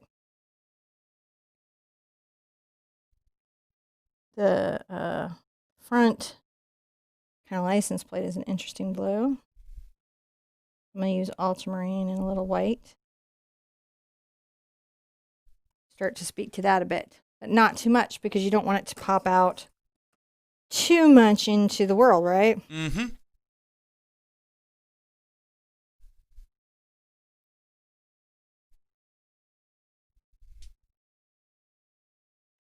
You can usually write whatever you want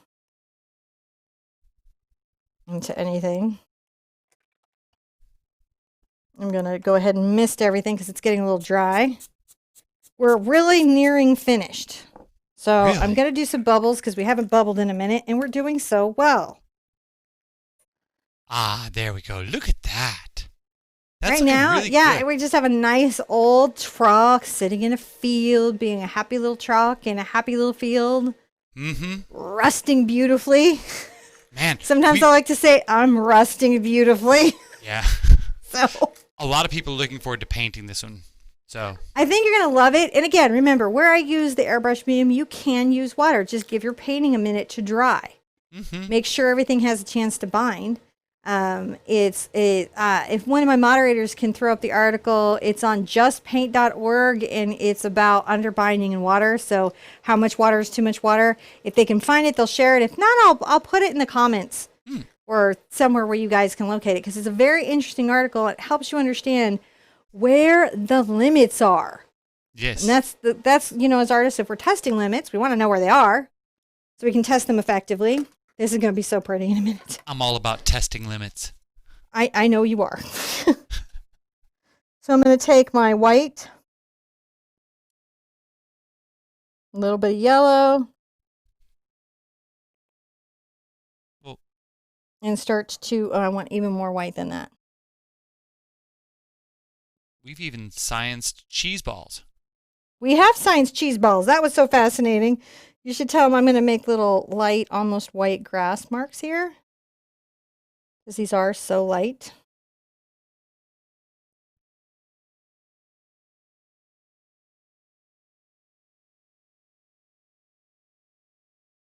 Why don't you tell them about science and cheese balls at the grocery store? we were at the grocery store, and I really like the cheese balls that come in the Mr. Peanut cheese ball canister, but they're very small, and my kids get into them and raid them, and they go disappear real fast. So when I get them, they're almost empty. So I see these giant things of cheese balls, and I'm like, maybe they could be as good, possibly, but one must experiment. One must science this and So Josh is talking about this in the checkout line. We're all in our masks, as we all are now. Right? Masked up, wheezing away. And Cinnamon's kind of giving me a hard time because I've got these gigantic bins. Well, of also cheese because balls. they restricted our strawberry. So here's the whole okay. thing. So we wanted to have some daiquiris, but the kids like to have smoothies. My kids get organic strawberries. I'm willing to get the Dolan sugar strawberries, right? So we have 2 packages for the kids and a couple of the tubs for us of Dolan sugar. And it was like, no, you're over your strawberry limits. Can't have that many strawberries. Meanwhile, we have all these cheese balls. And I'm like, you're restricting my health food, but by all means, cheese it up, right? So I wasn't so much even John. It was just sometimes the absurdity of my world gets to me. So, but we were talking about picking up these cans of cheese balls for science, and sure enough, the gentleman behind me agreed this was good science, and threw in that if you crushed up those extra cheese whichever balls, ones we didn't like. Yeah, whichever one we didn't like, we could use them as fry batter for fish and chicken. Which sounded delicious. I was like, that's another use I had not thought of for a giant vat of cheese balls. And we definitely did taste them all. It is the reason I must go fishing. And we definitely found we had some we liked better than others. Mm-hmm. It was super funny. Utz makes a good cheese ball. Wouldn't think with a name like Utz, but Utz makes good cheese balls. I took a little of my ultramarine and my phthalo green, and I'm going to do some reflections on these leaves. Roses tend to have almost a blue cast to their leaves, so I say lean into it. As you would.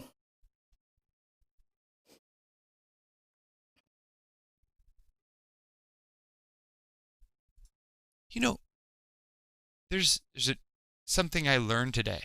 What did you learn today? It takes a long time to paint rust. I learned why there are no wild roses. Huh. because deer like them. Oh my gosh, we planted our like first garden in years, right? First time we felt hopeful enough to paint a garden in like just years. And so we're planting this garden and I got some little roses for the kids. Yeah, they're the decorative kind that smell so sweet, and they're very fresh little plumpy flowers that are all brand new. They planted them, and then the deer found them. And Deer said thank you. There's nami flower bits all over the porch. Kids are like, what happened? And I'm like, Mom just found out why all the stuff at the nursery says deer resistant. Because the deer come and eat your things. So you see, we're just kind of creating that little sense of reflective bits on your leaves. Come into here and you can have your yellow and maybe a little, and just try to get some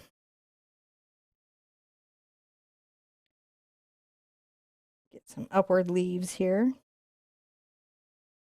You want titanium white to really lighten it. That will really pull a light leaf.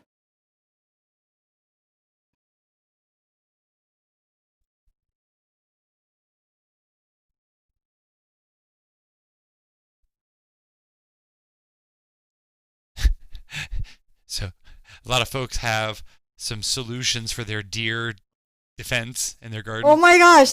Like I was saying to John as a joke, we should go collect some mountain lion urine and spread it around, because I was just imagining chasing down a mountain lion and trying to get its urine and laughing to myself. And then John's like, oh, that's for sale at the store over at the hunting store.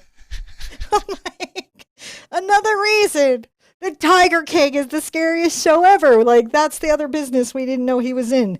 Lion urine. Now, you got to wonder, are there cats running around with, like, diapers on? Or do they have, like, this is getting to the, like, I don't really want to know the answer to this question. But how they get it is not what I think is probably going to make me happy. It's probably going to be involved in a, oh no, I'm going to put out a little of my quinacridone now. This is, in this line, it's called fuchsia quinacridone, but in most lines, it's called quinacridone magenta. Okay. And so I'll go ahead and put out a little of my Doc's purple, and that should help me get some different flower colors going. Can I ask some question about color? Yes. So there were some folks asking, like, different colors, like what's the difference permanent black and Mars black, and how do you know when people are naming things just made up names versus a color? Well, for everyone out there, I can't really say. I'd have to go watch them and make one of those like React videos to be like made up name. But for the most part, there are several blacks. I did a video on it. There's chromatic black, ivory black, lamp black, carbon black, soot black. A lot of them are the same kind of blacks. If you go to the pigment database, there's something like 50 blacks, and these are about the pigments and where those pigments are sourced from. Are we collecting it from soot? Are we collecting it from bones? Is it a chemical reaction? Mars black is probably the most modern black, and it holds up real well. No, Vanta black is the most modern black, but nobody gets that except that one guy, Stuart Semple. No, not Stuart Semple. Kapoor got it, and then Stuart Semple got mad. Anyways, long story short, black's a big deal. I did do a video in the Big Art Quest about all the blacks, and we'll probably revisit some of that information again soon. I've taken a little bit of my quinacridone and my CAD red to mix them together, so that when I pop it over with my pure CAD, it kind of shines through, if that makes sense.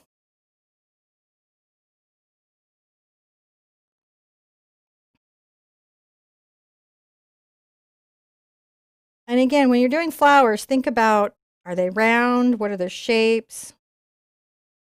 You know, because that's what you're painting, right? Mm-hmm. Your shapes.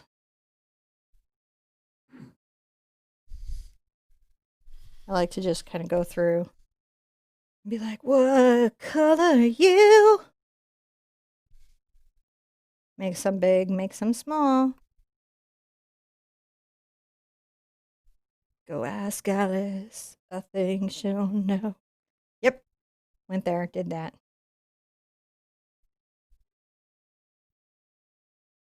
So I'm just kind of doing similar color ranges that I know that I've got to do. And then I'm going to come over and I'm going to get into my Indian yellow. Right, I'm going to make this color here, and I'll go ahead and get into my zinc, and it gives me kind of a pink. Because this little group over here goes kind of more into the pink, doesn't it? Mm-hmm.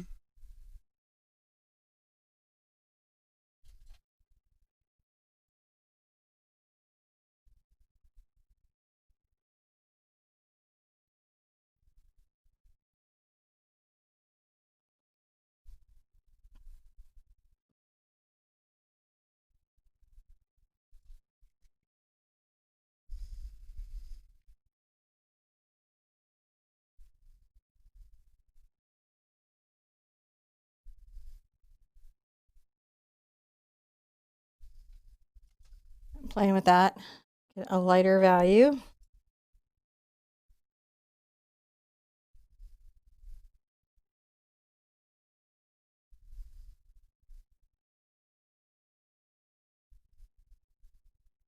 It's important to have lighter values.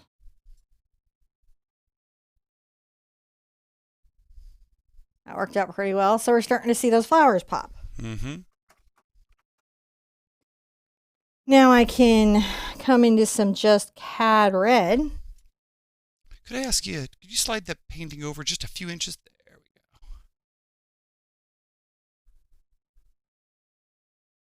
Gives me a little better angle. Putting the darker red underneath it so that the cad red can pop is key to making that really look like it's supposed to.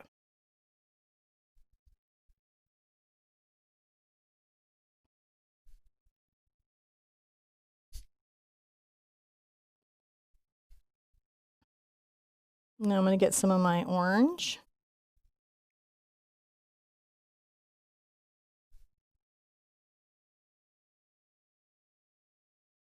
Loosely mixed. And I'm just painting, right, the shape of the flower. Paint the shape of the flower. Paint the shape, not the hour.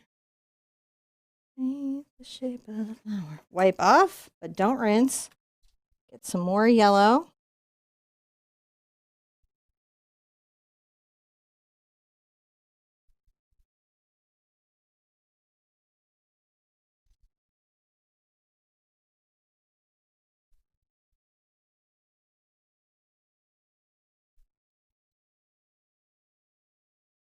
Get it to be light orange. And you'll pop some yellow into it.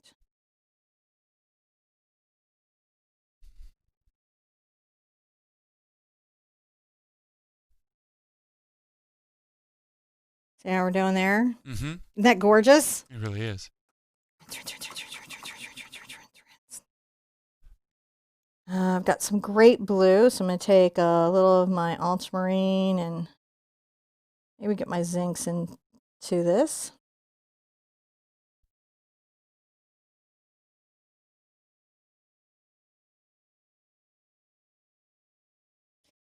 The pop of blue here is I just love it. Mm-hmm. Right, and then if you really want it to pop, I'm going to get into my phthalo and into my titanium white. Doesn't take too much to get it there.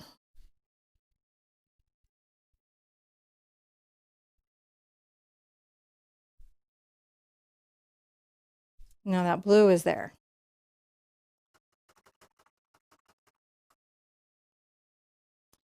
A little quinacridone and dox together. Much more quin than dox, but it still takes it to an almost purple place.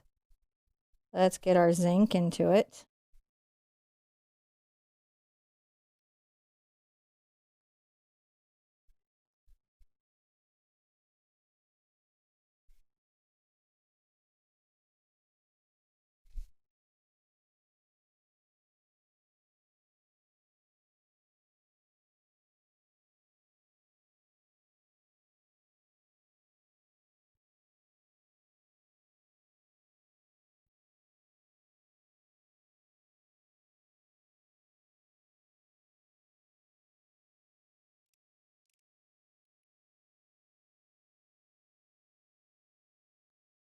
right, so we've got that purple there.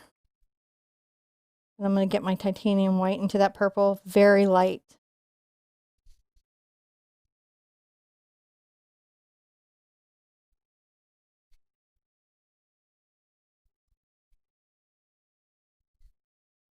Even lighter than that. Oh, so light.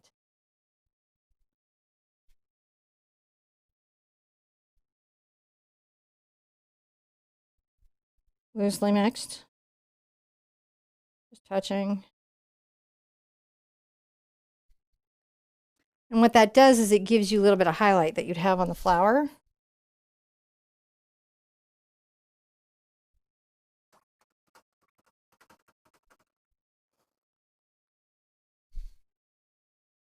Just a smidge of green into that.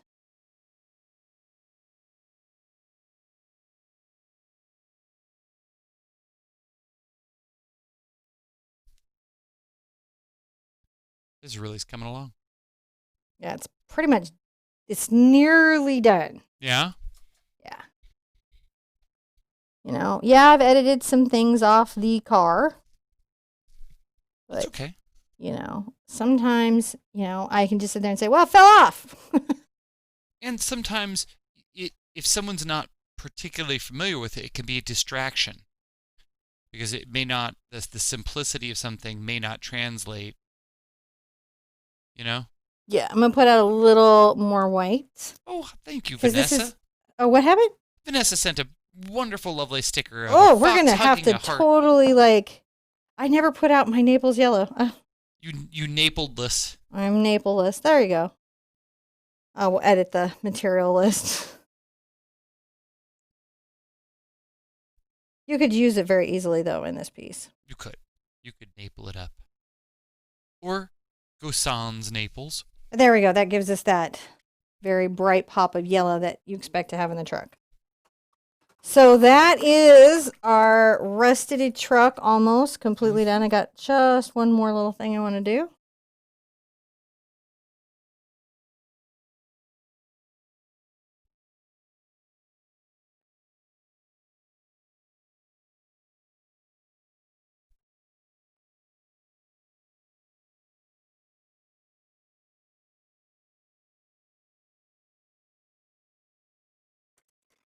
Just trying to make sure that the top of the hood is light enough in value. Because it's a very light zone with it being up in the sunlight more than anything else. So just making sure.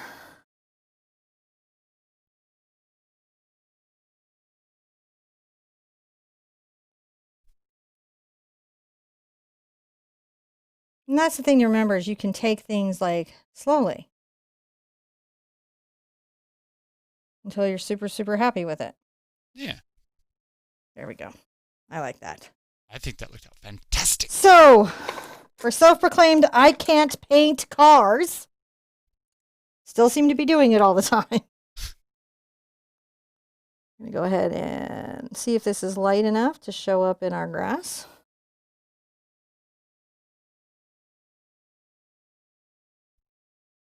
We're going to do some bubbles. Our wonderful patronage there in chat for our super chat. Thank you so much. Oh my goodness. So like a little more involved than the red truck, but what's the difference? What's the same? If you guys painted both, I would love you to put them up in the Art Sherpa official Facebook group and show us both. This is my red truck 1 hoot. This is my rusted truck in a field 3 hoot. And talk about what was the same for you and what was totally different about both of those pieces. I think it's interesting to see how when we cover, like when we do one topic and we do it simplistically and then we come in and do it more realistically. Next week, we're going to do simple palm trees, simple sunset. Friday night. Saturday, we're going to come in and paint a highly realistic cloudy scene of like, you know, that perfect Bahama beach with one palm. I realized I hadn't painted a realistic palm tree. I painted them all kind of simplistically on the channel. And I'm like, goodness gracious, we need at least one, like, it's a palm, like on a white sandy beach. Like, we need one of those. Yeah. So that was really fun to get. Tonight, if you're in the group, we're going to have a live. We do group lives they're free. You just come into the Art Sherpa official group and we do some demos and talk about techniques and materials and give you guys some ideas of what's coming up and what to look forward to and a little bit of back and forth. Be good to yourself. Be good to each other. And I want to see you at an easel really soon. Bye-bye. Bye.